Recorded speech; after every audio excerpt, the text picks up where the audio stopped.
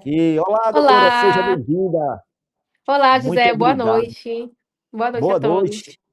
e muito obrigado pela presença em pleno 10 horas da noite. A doutora Tamires, que tem filho pequeno em casa, tem um escritório para cuidar, tem um marido para cuidar, mas está aqui, gente, para nos dar essa 1 hora de consultoria gratuita, hein? A única coisa que a gente pede para você é o seu like e, se possível, o seu voto para ajudar a doutora a ganhar esse prêmio e ajudar eu também, com a nossa gráfica, a ganhar esse prêmio, assim como os nossos amigos que a gente mostrou aí.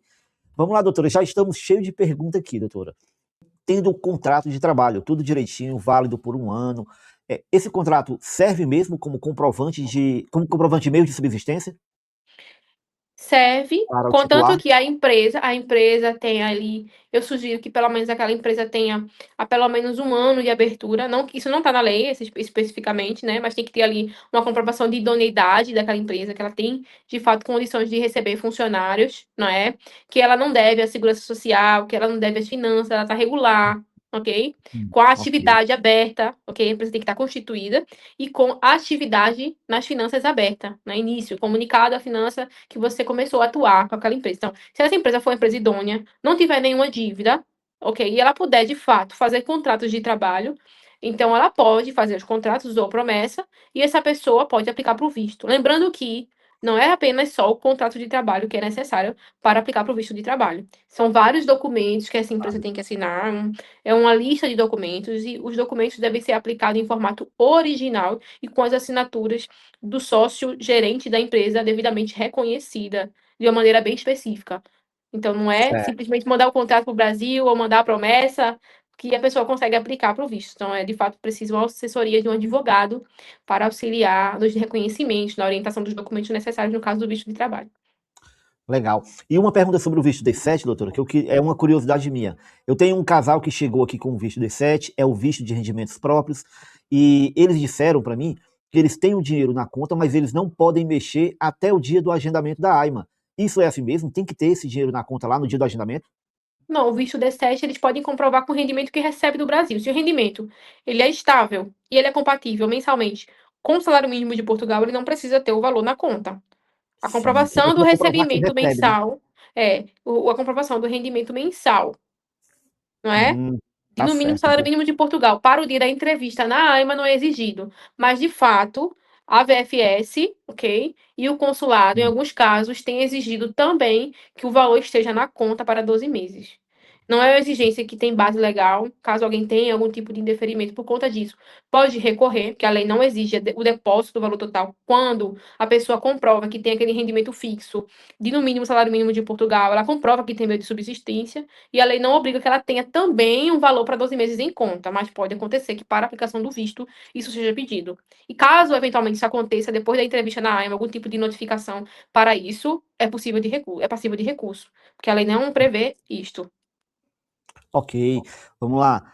Ah, teve uma mensagem aqui que eu vi aqui, tá aqui, da Robs Neige. Votei em você, doutora Tamires, legal. Muito Obrigada. obrigado. Vamos ganhar esse prêmio. Keila, votei em todos os indicados. Muito obrigado, Keila. Obrigada. Isso vai nos ajudar muito. Como funciona a questão de levar a contribuição do INSS do Brasil para se aposentar em Portugal? Como é que funciona isso, doutora? Dá certo? Então, existem tratados internacionais sobre isso, entre Brasil e Portugal. São casos específicos e é importante você fazer uma consultoria específica para planejamento previdenciário. Ok? Um advogado especializado em direito previdenciário no Brasil pode auxiliar a analisar esses tratados internacionais, qual o tipo de aposentadoria e te explicar melhor se isso é vantajoso para você ou não. Porque nem sempre é vantagem trazer, se você tem uma vida e histórico de contribuições no Brasil. Então é importante analisar e fazer uma consulta, análise do seu caso concreto, tá? Ok. É, José Barbosa, gostaria de saber, eu tenho pendências no meu nome. Isso impede de ir para Portugal, doutora? Depende das pendências. Se a pendência ela for a título de alguma dívida, algo desse tipo, não. Mas se for uma pendência de caráter criminal, sim. Se isso for uma pendência, sim. Se você tiver um registro criminal que tem ali, não é limpo, né? Não, como quando a gente fala limpo, com algum antecedente criminal que conste lá, um dos documentos fundamentais é o registro criminal para aplicação do visto. Então, se houver, pode sim, vir a ser negado, a depender da pendência criminal, se for essa a questão. Mas se não for questões criminais, não há motivo. Manuela Albuquerque. Boa noite, eu gostaria de saber se hoje é possível ir com visto de estudante e meu marido ir com visto de acompanhante. Dessa forma ficaremos legal no país? Então, isso é um assunto muito bom que a gente está falando agora, porque existe uma grande questão sobre o direito ao acompanhamento familiar e o direito ao reagrupamento familiar. O que acontece? A lei de estrangeiros mudou recentemente e ela não tratou sobre o visto de acompanhamento familiar. Se mantém na lei da mesma forma que anteriormente era.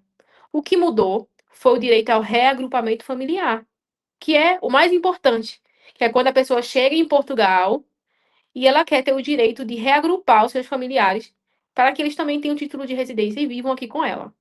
A lei não mudou no que se refere ao direito dos familiares virem junto com o aplicante do visto, mas aqueles casais que não têm filhos menores a cargo, ok?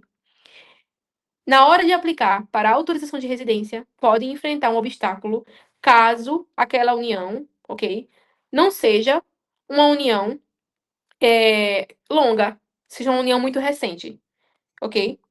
Ok, É isso pode ser possível analisado. reagrupar sim, é possível ser reagrupado sim. Porém, a lei ela é bem clara quando fala que o direito ao reagrupamento familiar, ele existe quando aquela pessoa tem um título de residência há pelo menos 2 anos, ok? Hum, E o número seguinte da lei fala que aquelas pessoas cuja união seja inferior a 18 meses, a autorização de residência tem duração de 15 meses, ok?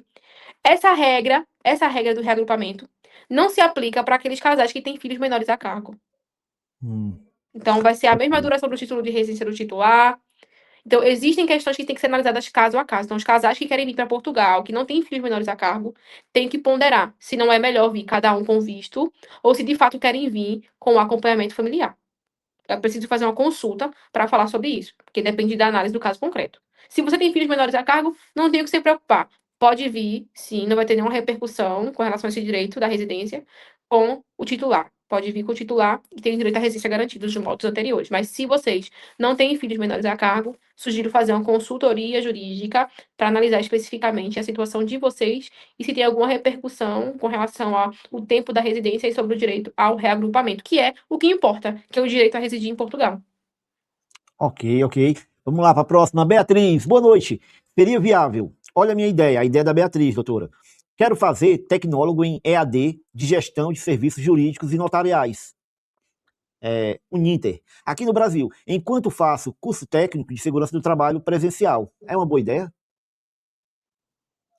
Então, se o objetivo dela for conseguir um visto de estudo, não importa se ela vai estar estudando no Brasil. Agora, se ela quiser uma autorização de residência para um visto de estudo, quiser um curso profissional para aplicação do visto de estudo em Portugal, ela tem que analisar se a escola é certificada pela DGEST, se o curso tem algum componente presencial, se for esse curso, tem, ok? E a duração do curso. O curso tem que ter a Certo. duração superior a 12 meses. Se tiver, for elegível para aplicação do visto, ela pode Hum, aplicar, hum. independente de se ela quiser Aí continuar estudando no Brasil. tem um complemento que eu não li, que ela disse que ela quer fazer somente após em Portugal, do trabalho em Portugal. Seria viável? É isso que ela está perguntando.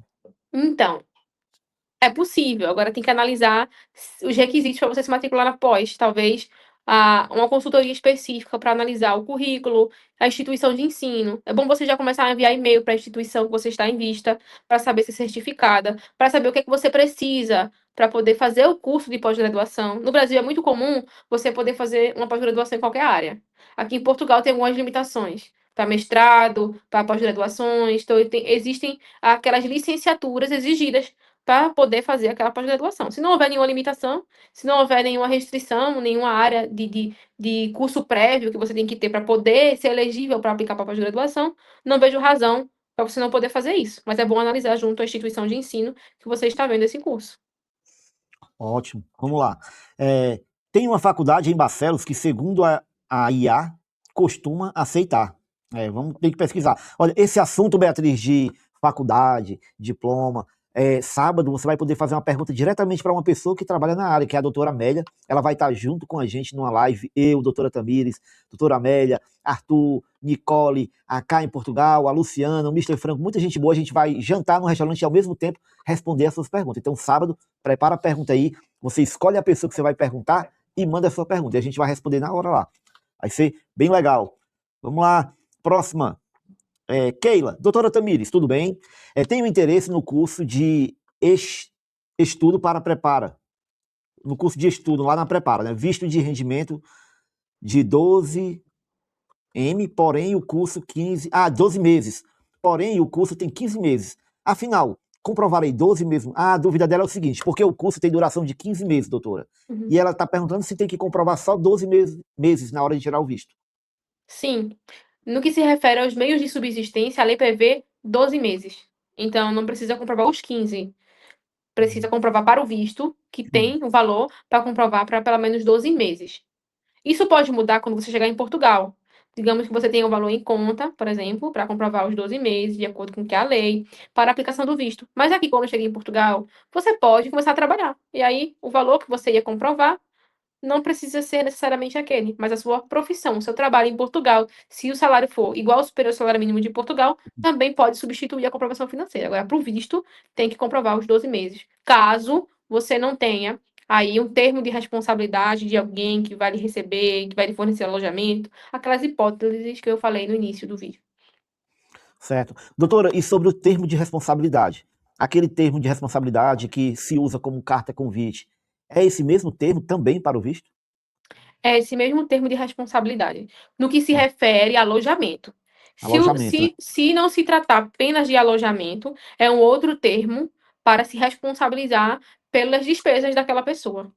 Entendeu? O Certo. termo de Porque naquele. responsabilidade padrão da AIMA, que é utilizado para o visto, é um termo geral, genérico, que se fala de alojamento apenas. Certo. É porque ele não tem data, né? Ele não especifica quanto tempo vai ser aquele alojamento, não é isso? Não No especifica, termo. mas você se responsabiliza pelo visto daquela pessoa enquanto ela estiver em Portugal. Ok, ok. Vamos lá, olha a Luciana tá na live aí. Boa noite, José e doutora Tamires, bora para mais uma live. É isso aí, muito importante. A Luciana também está concorrendo a esse prêmio aqui, gente. Ela está na categoria Alvorada, certo? No início da live e no final, eu vou deixar aí todos os participantes que estão concorrendo a esse prêmio para você votar e nos ajudar a ganhar. Jeane, qual a diferença entre o contrato de trabalho e a promessa de trabalho, doutora? O contrato de trabalho, ele de fato já vincula ao início do contrato, ao registro daquela relação de trabalho à segurança social e à obrigação de pagar os salários. A promessa do contrato de trabalho, ela é condicionada. Eu prometo que se você chegar em Portugal, eu lhe darei o emprego, ok? É Certo. uma promessa. A promessa, o empregador não tem a obrigação de já registrar na segurança social, iniciar aquele vínculo, entendeu? Então é uma condicionante. Para fins do visto, não há diferença. É a promessa ou o contrato. O que muda é na relação do direito em si laboral, né? Das obrigações de empregador e de empregado. E aí já é outra esfera, já não é o direito de imigração. E quando a pessoa vai tirar o visto D1, acredito que esse visto demore uns 60 dias a 90 dias, não é isso? Né? Como é Então, o o prazo. contrato? O prazo é isso? É, O prazo de análise, né? Mas aí o contrato, a pessoa tem que ter o contrato antes de dar entrada no visto, não é? Correto? ela precisa ter a promessa. Então, são dois contratos, só que um é contrato Certo. de promessa de emprego e o outro é contrato de trabalho. Pois sim. Aí quando ela vai dar entrada no visto, ela tem que ter um desses para poder dar É um dos entrada. dois. Aí quando a empresa vai emitir esse contrato, ela vai emitir com data posterior para ele começar a valer daqui a 3 meses ou ele já Sim. começa a valer de imediato? Não. Não, ele vai valer com data futura. Certo, pronto, era isso. Bem, obrigado. Vamos para a próxima. Tayane, meu esposo está indo com o visto D1, contrato de promessa de trabalho. E eu e minha filha como acompanhantes familiares. Como fica a comprovação de renda, sendo que o contrato cobre todos nós? Então, teria que saber quanto é o valor do salário.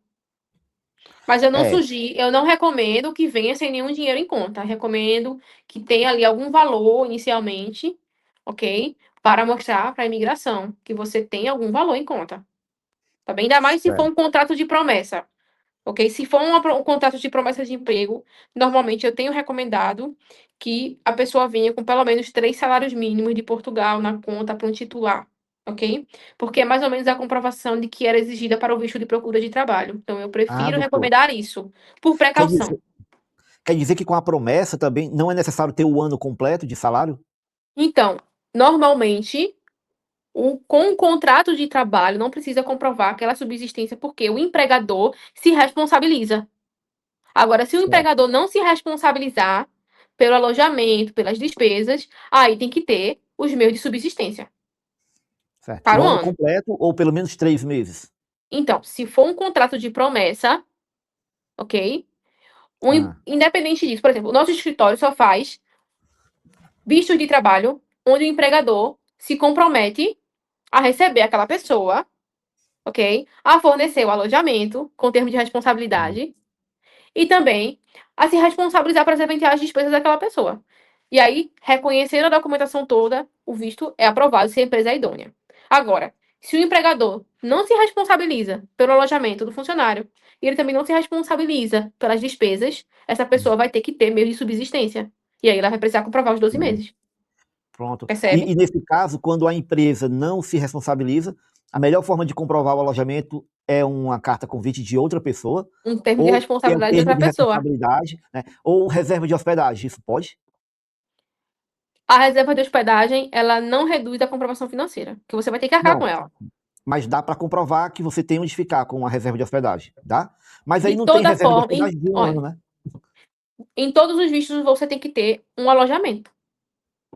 Ok, Até ok. no de rendimento próprio também. A questão é que quando você tem um termo de responsabilidade, a comprovação financeira reduz a 50%. Ok. Para todos os vistos, exige que você tenha o alojamento e que você tenha meio de subsistência. Onde Ó, ficar e como se manter. Agora, no caso do visto de trabalho, normalmente o empregador que faz uma promessa para alguém que está no estrangeiro, ele tem que se responsabilizar pelo alojamento daquela pessoa e, em alguns casos, até pelas refeições, pela alimentação e estadia.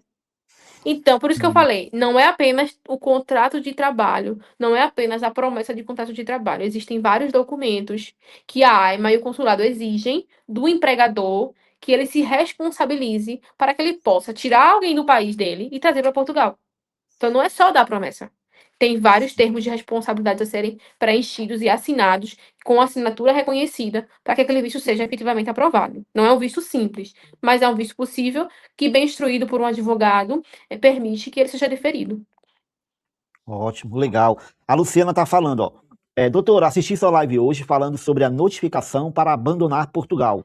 Entrei quase no final. Será sobre isso mesmo, né? Se for, fala um pouco aqui, obrigado. Pois é, só antes da doutora responder, gente, a doutora Tamires fez live hoje. Ela fez live no início da semana, lá no perfil da Luciana. Tá fazendo live hoje, agora de novo, é a segunda live do dia. E sábado vai fazer live de novo com a gente, todo mundo junto.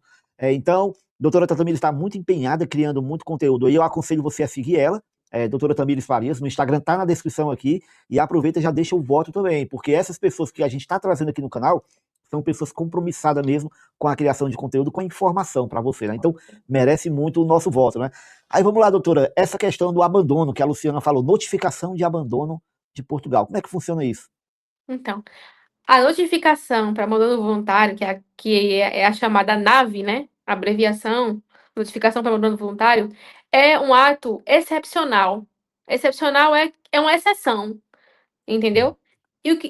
Porém, atualmente, a AIMA, em seus processos de regularização, principalmente aqueles processos de manifestação de interesse de quem ficou em Portugal há mais de 2 anos, esperando o agendamento, foi para a entrevista, e aí foi para a entrevista, foi notificado para apresentar alguma documentação adicional e por alguma razão ou não apresentou, ou teve ali, infelizmente, na estrutura de emissão, algum documento não digitalizado devidamente, estão havendo indeferimentos das residências, dos pedidos de residência, por várias razões, né?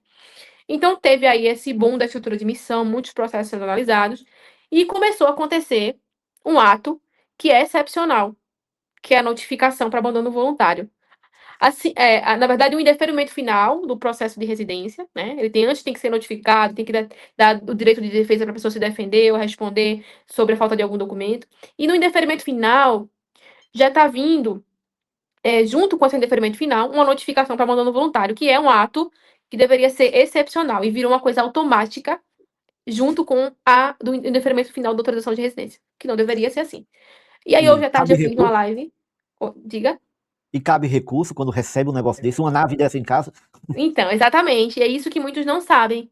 E eu sei também que esse assunto, as pessoas que têm recebido também não gostam de falar sobre isso. Porque, imagina, eu estou num grupo de amigos, tenho 2 amigos que receberam a residência e eu recebi uma nave. Muita gente nem quer falar desse assunto. Doutora, eu conheço uma Então, pessoa. uhum. Ah, desculpa, eu conheço um casal que eles tiveram um filho agora há pouco tempo. O esposo tem residência legal, a esposa não tinha ainda e ela recebeu a carta, recebeu essa nave. O filho dela é recém-nascido, tem meses, e eles ficaram tão desnorteados, desesperados, que ela realmente foi embora, né, pro Não Brasil. acredito, José. E a gente disse, fala para ela que dá para entrar com recurso, não pode separar a família, isso é inconstitucional. E ela foi embora pro Brasil e o Não, pai isso de ficou aqui. fato é inconstitucional. E pelo que eu entendo, se o filho deles nasceu e o pai já tinha residência, ele também era português. Pois é. E ela Então, recebeu essa assim, carta e foi embora. então veja bem. A nave é um ato excepcional que está sendo automático pela AIMA, porque o procedimento virou automático, né? Mas isso não significa que ele é correto e devido. Por quê? Quando a AIMA analisa um processo de autorização de residência de alguém que está aqui há mais de 2 anos, de acordo com as decisões do Tribunal Europeu de Direitos Humanos em matéria de imigração e de acordo com a Convenção Europeia de Direitos Humanos, que Portugal é signatário, a AIMA deve analisar, o Estado deve analisar se essa pessoa não se enquadra em outra hipótese de autorização de residência. Se ela não tem laços com o país. Quais são esses laços? Filhos em Portugal, ou nascidos em Portugal, ou de nacionalidade portuguesa.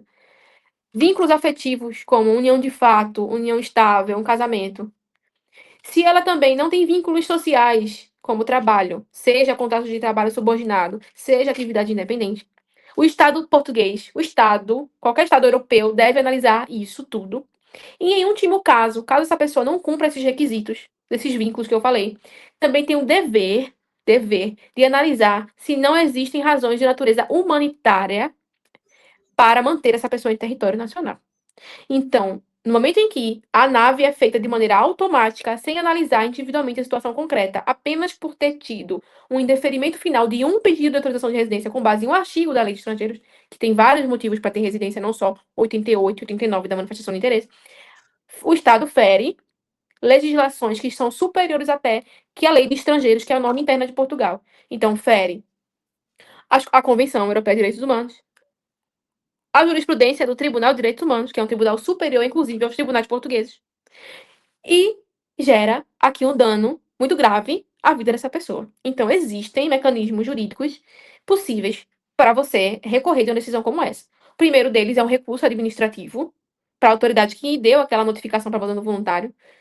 E depois, atos judiciais que o advogado especializado na área, que não é qualquer advogado que está pronto para fazer isso, que é uma providência cautelar, que é para suspender a notificação para abandono voluntário, e uma ação principal para pedir ou a anulação da decisão, do deferimento final do processo de residência, ou uma ação principal a pedir um outro tipo de autorização de residência, um novo agendamento, um novo processo administrativo.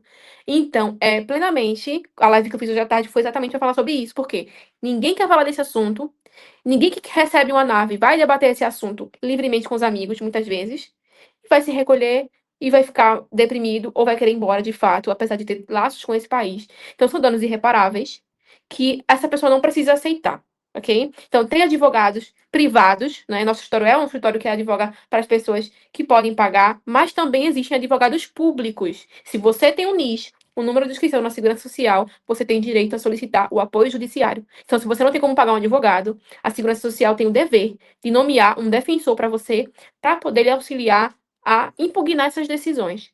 Agora sim, é importante que ele seja um advogado que atue com imigração, para poder lhe auxiliar com isso. Ok, ok. Pois é. Pois vamos para a próxima. Boa noite, estou indo com visto de estudo e estou na dúvida em qual momento peço a autorização de residência CPLP. Assim que chegar em Portugal, indo no site da AIMA ou no dia do agendamento. O visto veio sem agendamento, o dele, tá falando. O visto veio sem agendamento. Então, se você pedir um visto de residência, ok?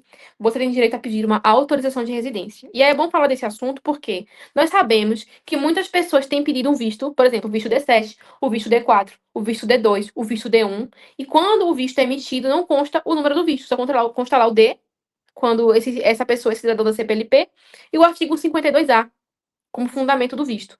E a pessoa fica sem entender, doutora, eu vim, mas não sei qual o visto. Tá aqui só o D. E diz que é o visto CPLP. Neste caso, eu sugiro que você, se não veio com agendamento, entre em contato com o advogado, porque o fundamento da sua residência, ele não é CPLP. Ele deve ser o fundamento do visto de residência que você pediu. Então, seu advogado deve ingressar com ação a dizer que você pediu um visto de residência, dizer qual foi o visto de residência que você pediu e pedir a autorização de residência com base naquele pedido, ok? Então, não é bom, a não ser que você queira pedir uma autorização de residência da CPLP. Se você fez um visto, um procedimento específico, é devido que você peça a residência de acordo com o visto que você pediu. Ok? E existem mecanismos de até mesmo no processo judicial o advogado solicitar que o consulado anexe o seu processo do visto na ação, para provar que você pediu um visto de residência e a base do pedido do visto. Certo. Gente, quem tiver nessa situação mais complexa, que tiver em dúvida, você pode ir nesse link que está no comentário ou nesse QR Code e procurar lá o WhatsApp do comercial da doutora Tamires, lá do escritório. Você pode marcar uma consultoria. Tem muita gente que está vindo falar comigo que está elogiando, doutora, a sua consultoria. Ah, José, eu adorei a doutora Tamires. Tem gente que não te chama nem de doutora. José, eu adorei a Tamires. É muita gente boa. Já se sente íntimo. E eu, que bom, legal, gostei. Gostei de saber, tem muita gente que vem falar isso. Então, eu aconselho você que está assistindo agora, se precisar de uma consultoria, vai lá, entre em contato com o escritório. O número está aqui nesse comentário fixado ou no QR Code. Vamos lá. Luiz Manaia. Doutora Tamires, tenho cidadania portuguesa e gostaria de saber como funciona a residência caso eu decida morar em Portugal. O que é necessário? Se você possui cidadania portuguesa, você precisa fazer o seu passaporte português, pegar o avião e vir para Portugal. Então, você tem o direito pleno à residência, se você é cidadão português. Certo. Doutora, agora uma pergunta minha, que muita gente me pergunta. No caso dele, se ele fosse trazer uma esposa que é estrangeira, brasileira, por exemplo, casada com ele, ela também tinha direito a vir normalmente sem visto ou ela tinha que ter um visto? Existe um visto, de acordo com a lei, para pedir visto para familiares de cidadãos europeus. Tem esse visto na lei. Mas esse visto praticamente entrou em desuso, ok? Não é que a pessoa não tenha que pedir um visto. A lei tá lá e diz que sim. Mas quando a gente vai tratar com o consulado, tratar com a PFS, o que eles dizem é que não precisa. É porque, na prática, entrando com seu familiar europeu, né, você normalmente não vai pela fila dos cidadãos de países terceiros, mas normalmente é pela fila dos comunitários. E aí, ali na entrada, é permitida a sua entrada. Um visto é dado. É um ato tácito, percebe? Então, o visto é a Sim. permissão de entrada. Ele pode ser prévio, com meramente documento, ou pode ser sido dado a permissão pela imigração. Então, o visto é como se ele estivesse sendo solicitado ali. E aí, é permitida a entrada e o visto é dado. E aí, uma vez que ela entra em Portugal, entrou ali, passou com o esposo, chegando em Portugal, ela vai tirar os documentos normais, NIS, NIF, e vai poder trabalhar com esse visto que ela recebeu ali? Se for um cidadão português, com o passaporte do cidadão português, o casamento deve ser transcrito em território. Esse casamento não é só vir para Portugal, tem que ser feita a transcrição desse casamento, reconhecimento dele em território de Portugal, ok? Se esse casamento foi feito no registro civil no Brasil, por exemplo, no cartório, é só fazer a transcrição para cá. O documento tem que vir apostilado, certidão de casamento de inteiro teor. Agora, digamos que esse casamento tenha sido feito através de uma conversão de união estável em casamento judicialmente, que acontece em alguns casos, aí deve ser feito um procedimento de reconhecimento de sentença estrangeira. E é um procedimento específico. Mas, sim, o casamento deve ser transcrito em Portugal quando chegarem, e depois disso, deve ser solicitado um agendamento na AIMA de uma entrevista para conseguir a residência com base não na lei de estrangeiros, mas na lei de familiares de cidadãos comunitários. Porém, existe também aquela pessoa que não é português, mas ela tem um passaporte italiano, por exemplo, de outro país da Europa. Então, o procedimento não vai ser igual a esse, é diferente. Mas o cidadão europeu tem que pedir o certificado de cidadão europeu na Câmara Municipal da morada dele, quando ele vier morar em Portugal, e depois fazer o mesmo procedimento, pedir um agendamento na AIMA, para que o seu familiar, não é, marido, mulher, tenha residência. E aí é parecido esse segundo passo. Ok. E essa transcrição de casamento faz no escritório também, não faz? Sim, o nosso escritório Vai. auxilia na transcrição do casamento, sim, mas é preciso analisar caso a caso, se ele decorre de uma certidão civil no cartório do Brasil ou se esse casamento foi alguma conversão em tribunal brasileiro. E se foi, aí tem que ter o reconhecimento da sentença estrangeira. Ok. Alemão, boa noite, José e doutora Tamires. Sabe quanto tempo está levando para a Conservatória de Registros Centrais aprovar a cidadania de neto? Dei entrada para minha mãe em junho de 24 e até agora nada. Então, a conservatória normalmente se você enviar um e-mail para ela, ela vai lhe mandar um e-mail em resposta com uma planilha dizendo em que data está a análise dos pedidos. Confesso que hoje eu não sei como é que está essa análise, mas se você enviar um e-mail para a conservatória de registros centrais, eles vão provavelmente lhe mandar essa resposta por e-mail. Legal. Via Mundi, doutora Amélia, boa noite, seja bem-vinda. Messia, pergunto: meu filho poderia ir fazer uma faculdade mostrando que eu aqui do Brasil serei a responsável pelo seu valor de subsistência em Portugal durante o curso? Então, é possível, ok? Normalmente o que a lei diz é que tem que ser cidadão português ou alguém que mora em Portugal, tá? Mas é claro que a gente conhece, vez ou outra, alguém que aplicou e foi permitido. Porque a lei diz, é o que o advogado vai te dizer. Tem que ser o cidadão em Portugal, português, ou residente em Portugal. Mas uma outra pessoa conhece alguém que fez dessa forma e foi deferido.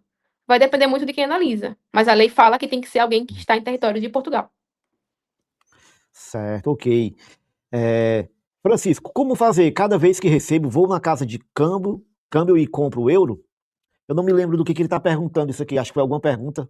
Ah, como fazer, pera ainda, para comprovar se não está em conta bancária? Ele está falando do dinheiro, acho que é do visto, né? Não sei. Se puder mandar a pergunta completa, Francisco, para a gente poder entender, tá certo? Vamos lá. Lucas, então, para uma pessoa com mais de 55 anos indo para Portugal, há alguma forma de ela trabalhar em Portugal e se aposentar após alguns anos? Sim, é possível se aposentar sim, em Portugal.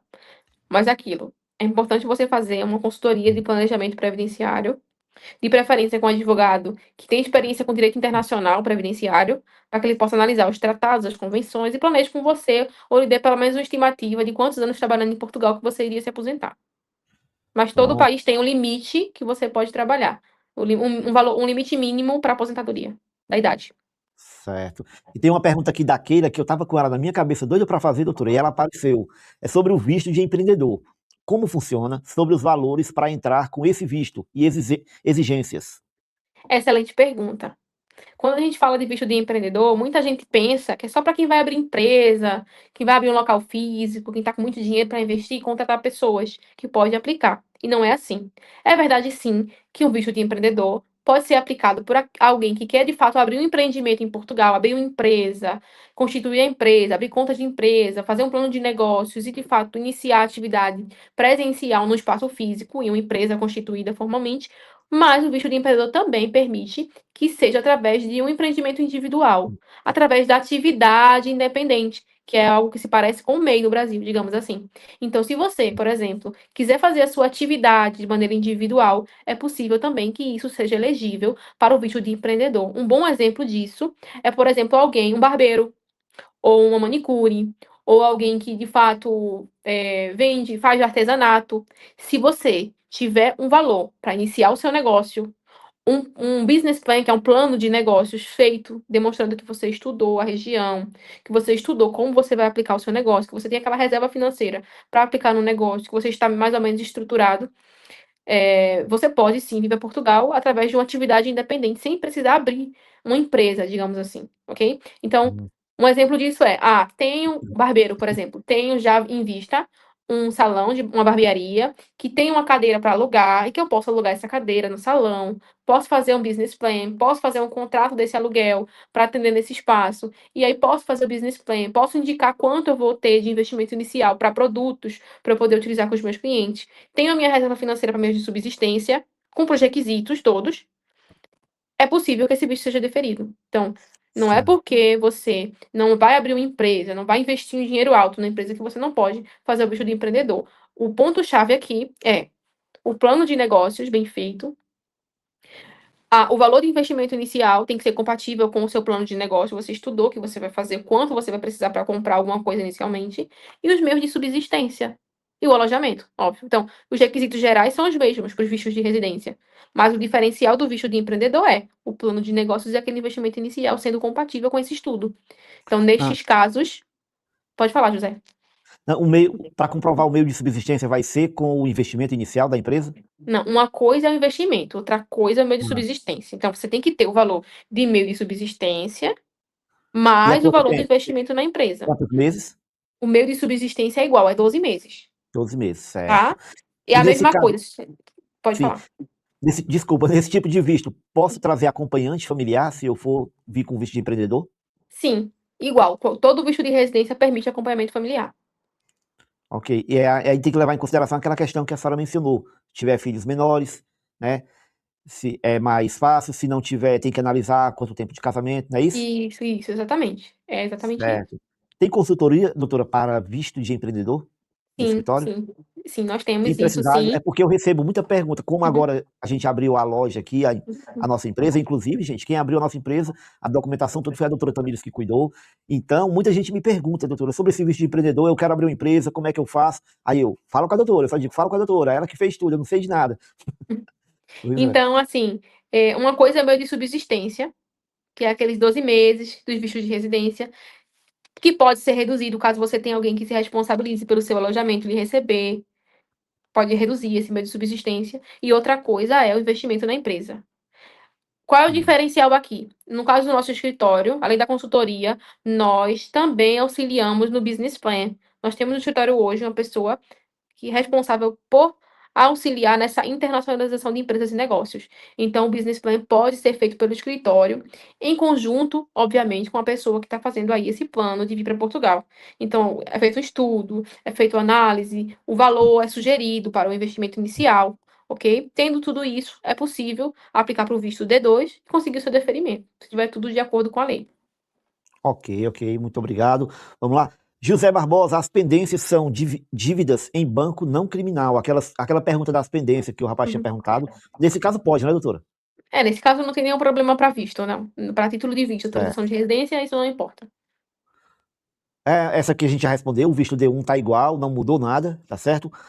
Anderson, boa noite, José, abraço, coladinho na live, abraço para a doutora, muito obrigado. Alexandre, boa noite. Estou indo com o visto D1 e a esposa com o visto de acompanhante, mas não fiz visto dos filhos menores. Será que dá problema na imigração? Sim, todos têm que vir com visto. É isso que eu tenho Pode dar recomendado problema. sempre. Pode. Rodrigo, sou casado no religioso. Esse documento é válido?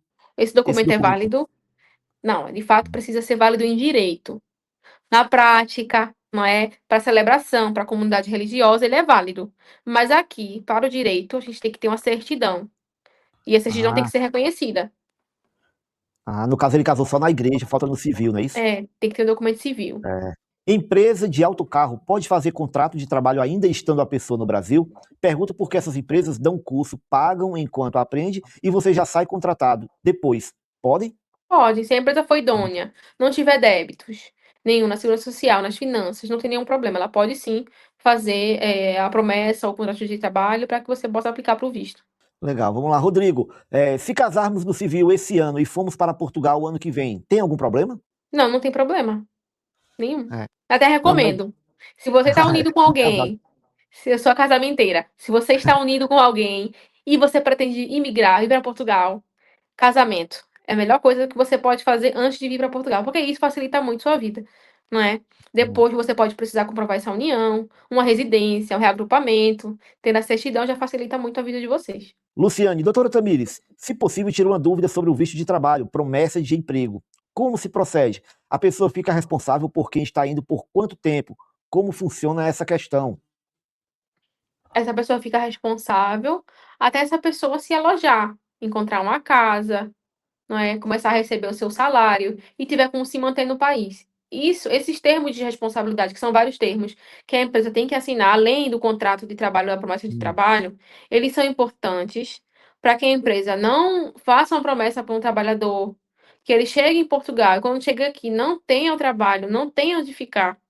Entende? Então, existe alguém, que é a instituição, que a AIMA pode buscar para responsabilizar caso essa pessoa fique em situação de vulnerabilidade aqui, porque veio para cá com uma promessa de trabalho e quando chegou não teve. Então, esse termo é mais para comprometer a empresa mesmo.